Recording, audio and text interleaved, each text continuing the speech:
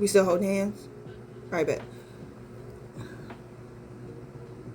I had this told to me by an aunt who didn't like that I existed. A good chunk of them didn't. But she didn't like specifically that I existed because her and my mom had beef that went beyond me and her child. But we both, it wasn't even on no cool shit like inheriting the beef like Kendrick did for real. Like this was just beef, stale, rotted beef. And she got mad at me, called me, called the house that I was raised in, and I think I was in high school or heading to high school, whichever one. Called me, didn't like how I answered the phone, and then told me I work for the devil.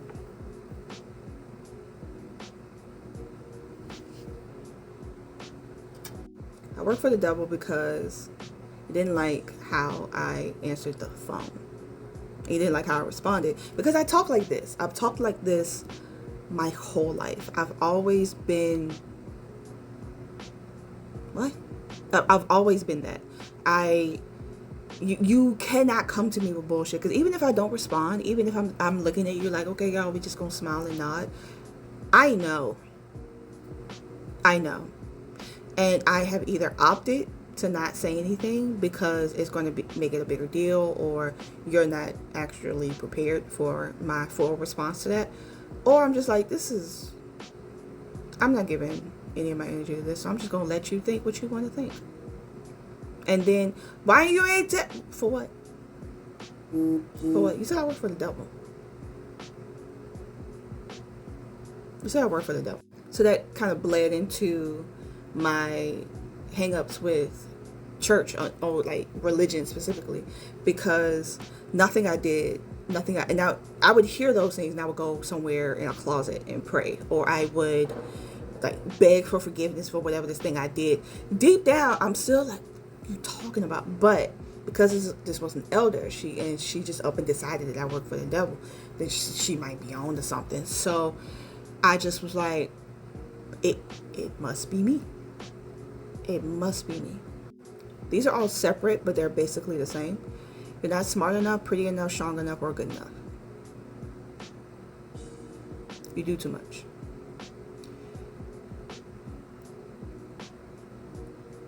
Yeah. Reading these back are hard because I'm holding space for that person. Now, not only the person that wrote these 2 years ago, but the person that was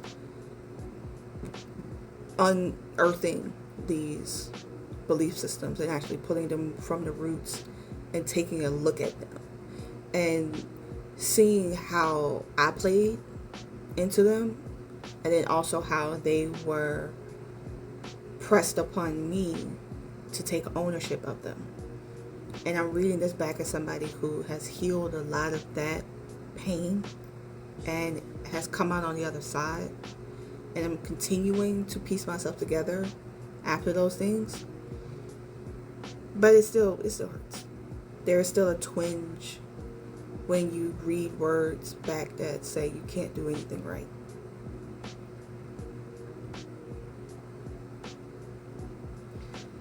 There's always a pain there.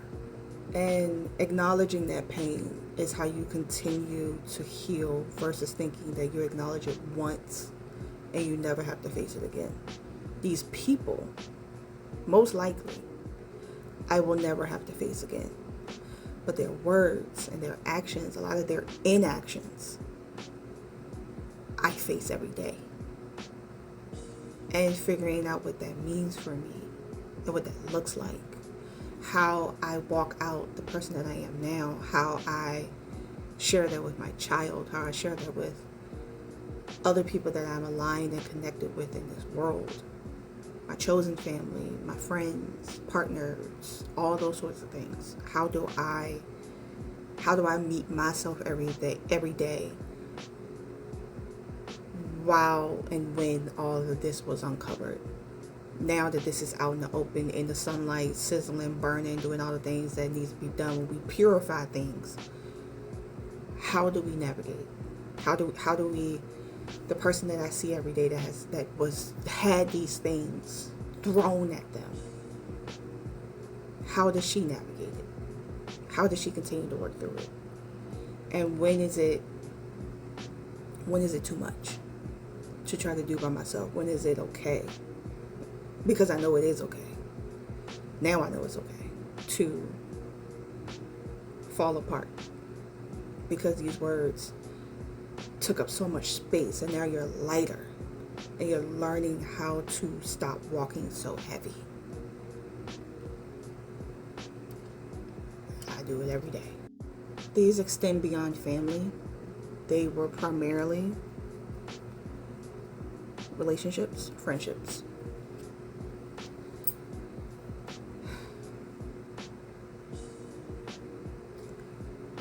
You'll never be more than what I see of you. Everyone knows that.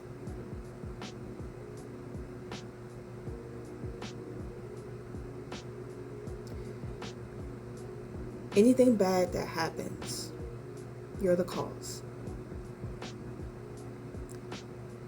You're not worth the work or the risk.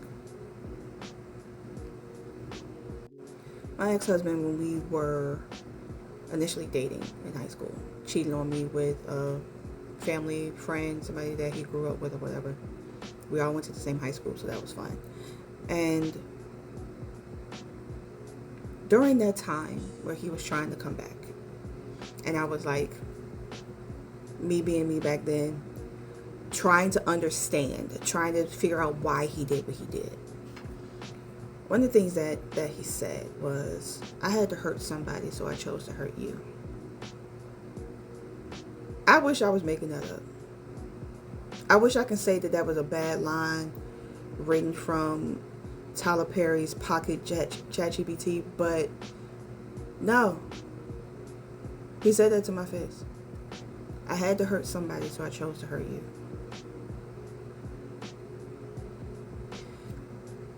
And what I've always been told in one way, shape, or form, even though I said this was more of a friendship, relationship, it all roots from the belief systems that I was initially rooted in, from family, from people that were supposed to protect me.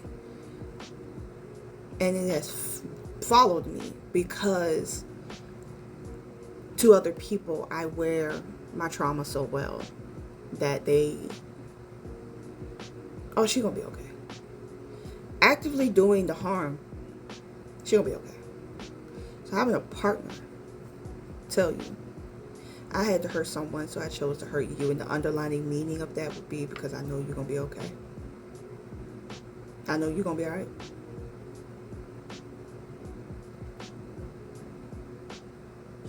Yeah. I hope we're still holding hands. I read through a few of these. Nowhere near the full gambit. But I hope you know that those limiting beliefs were not because of you. They were not there. They were not the lesson. They were not the thing that you had to overcome. They were because some small-minded people that didn't get the gift were mad. Or you showed up as everything that they were told could never happen.